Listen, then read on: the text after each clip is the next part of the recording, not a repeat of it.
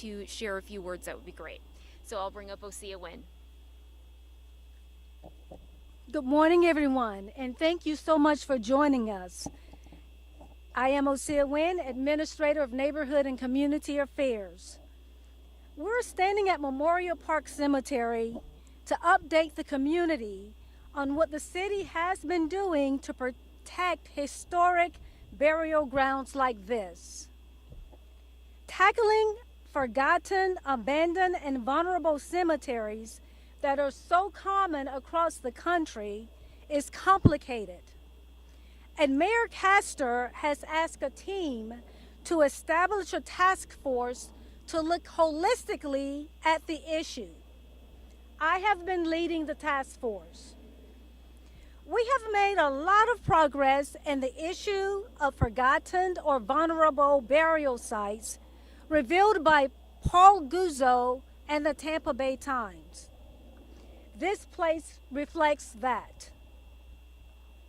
More than a century ago, Memorial Park was established as a burial place for African American veterans of World War. And many soldiers who died in France were laid to rest here. The city of Tampa has invested considerable time, manpower, and money to protect and improve Memorial Park since the death of the property owner over 2 years ago. That includes taking over the maintenance, trimming the tree canopy, replacing a dilapidated fence, and much more. City of Tampa staff likewise helped the Zion Preservation and Maintenance Society recently become a nonprofit entity. The city contributed $50,000 towards a memorial, completed a work plan to receive state funding, and applied for multiple grants.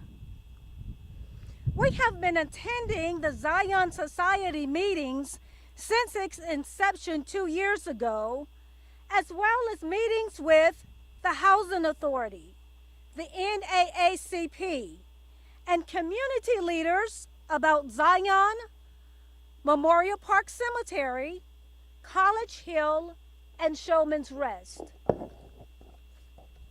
So far, the city council members have changed the land use category of all city-owned cemeteries to park lands and open space. And the 9th, Jackson Heights, is in the works. We are also working with members of the City Council and the Planning Commission to create a new land use policy for cemeteries.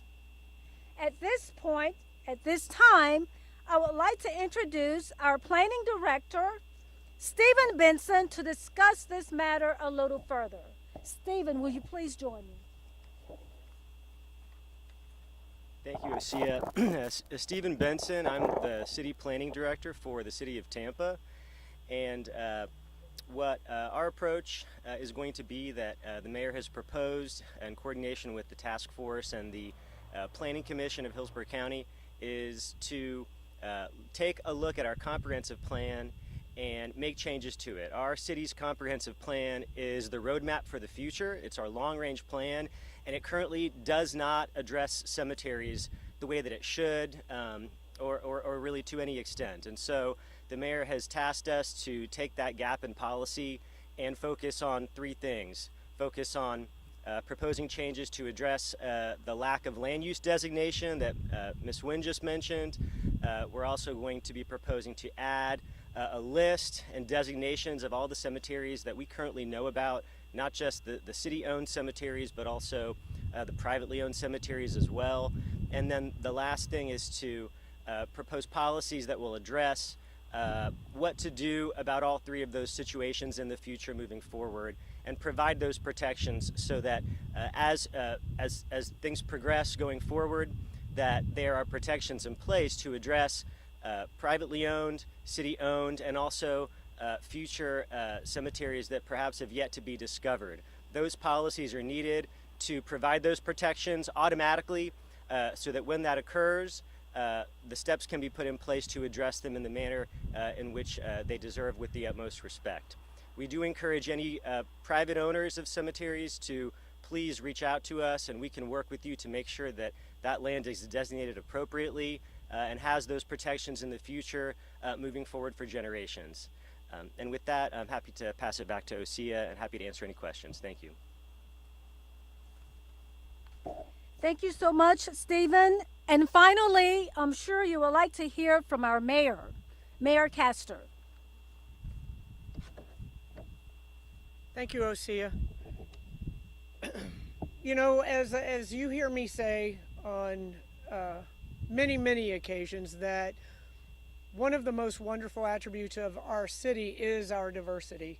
The city of Tampa is really defined by our diversity. And as we also know, this Monday is Dr. Martin Luther King Day, that we celebrate really around the world and certainly here in our community. And one of my favorite quotes from Dr. King is that the time is always right to do what is right. And so when we were made aware of the lost cemetery in Zion, we put a focus group together. We brought a number of individuals together to work on these issues of lost cemeteries and abandoned cemeteries as well. I want to give some thanks to Paul Guzzo for all that he has done to bring attention and shine light on this issue of the lost cemeteries.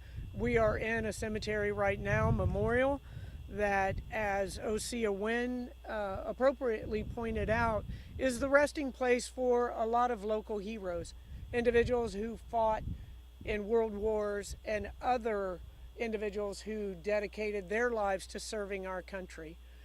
And this particular cemetery was abandoned, and so the city took it over, ensured that it is kept in a manner that reflects that respect that we have for everyone who is buried here. Now, the steps that we are taking are not going to right past wrongs, but what they are going to do is ensure that we do not have lost or abandoned cemeteries in the future. This problem will not occur from this point forward. And this has been a heavy lift. And as a community, as is our history, we come together when there are significant issues that need to be addressed. And this one is no different. So in addition to Mr. Guzzo and the Times coverage, I'd also like to thank Senator Janet Cruz and Representative Fentress Driscoll for bringing this issue to the state level, and also look at our local representatives from Hillsborough County, from the school board, the Housing Authority, MacDill Air Force Base, USF, everybody that came together to define the scope of this issue and to devise a strategy for moving forward, how to ensure that we respect those members of our community that are in their final resting place, and then to take those steps into the future to ensure that none of these issues occur again. We also here at the Memorial Cemetery are excited to bring our youth into the process of upkeeping this memorial cemetery, because then they will be able to learn about the history, the lives of the individuals that are resting here, and that history and those legacies will live on forever. So we are excited about the progress that we have made, but we certainly have not arrived at our destination quite yet. But I do want to thank everyone for working with us. I want to thank the City Council. I want to thank Councilman Luis Vieira for all that he does for our community as well. And Councilman Vieira, before we open it up for questions, if you'd like to make some comments. Thank you, Mayor. Thank you very much, Mayor. I wanted to thank you for your leadership on this issue, such an important moral issue. And I also wanted to again recognize Paul Guzzo. The great things that journalism can do. I think about Rosewood 101 years ago that was found by a reporter from the St. Petersburg Times, something that's so critical. But I always say that a community, whenever it comes to past wrongs, it's incumbent upon communities to make wrongs right in our own time. It's incumbent upon communities to repair the breach and to build bridges. And that's certainly something that we're doing here on what is truly sacred and holy ground. You know, you go back at the front of Memorial Cemetery and you're going to see a lot of World War I veterans, some of whom were killed in action, African Americans fighting in 1917 and 1918 during the height of Jim Crow, the height of racial terror here in the South. These great Americans served a country that wouldn't stand for them. And they exhibited what I call aspirational patriotism, the idea that they believe in this country's best values that will be applied to them, and they give love to a country that didn't always return it. That's something that we honor here today. So again, thank you so much to everybody, especially to Mayor Castor for your leadership on this issue. Thank you so much, and God bless you. Are we opening it up for questions? Go ahead, Paul. Our research has shown that the past administrations undeniably played a direct role in erasing Zion and College Hill. They passed neighborhood improvement taxes on the cemeteries. When the owners didn't pay, they reverted the ownership to white owners. They then excused those taxes on the white owners, and then, in the case of Zion, approved development on them in the same year. The NAACP has asked that the city issue a formal apology on behalf of the past administrations. Will the city apologize? As I stated before, we can't right past wrongs, but certainly we can acknowledge those and apologize for the wrongs of our community in the past. Any other questions? Yes.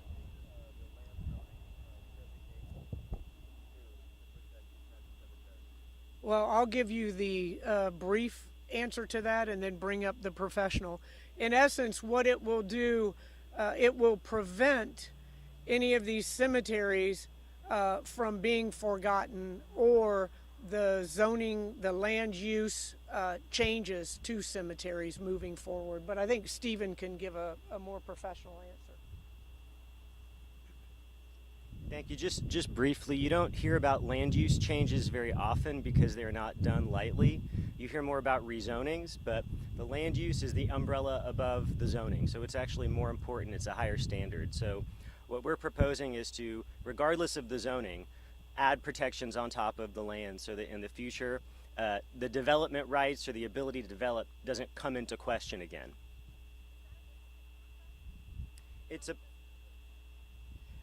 It does take at least several months to go through the whole process. There's at times a state review that's required to amend the comprehensive plan, but we will work in partnership with the Planning Commission as well as Tampa City Council to make sure that it's done as quickly as possible.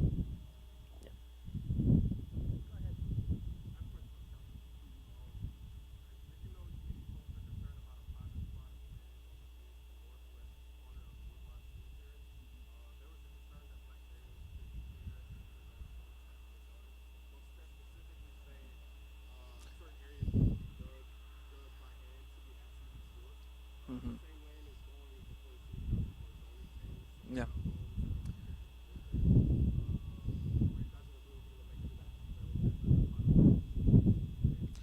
Sure. And I appreciate the question. Unfortunately, I believe this is a matter that may be quasi-judicial. Therefore, I can't comment on the actual substance of the hearing going before us. I can speak on behalf of myself, setting aside the woodlawn issue, which again, a determination before City Council, but that we always have to value and protect life.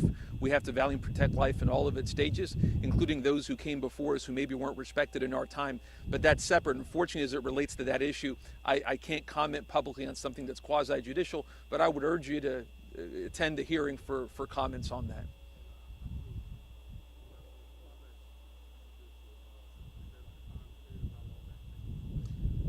Yes, sir. I don't have the date of the hearing, but in fact, if you want, speak to me afterwards. I can get you the date and then come. But I believe that's quasi-judicial on the portion of the rezoning, so I can't comment. Otherwise, I may be precluded from voting on it ethically. So thank you. Yes, sir.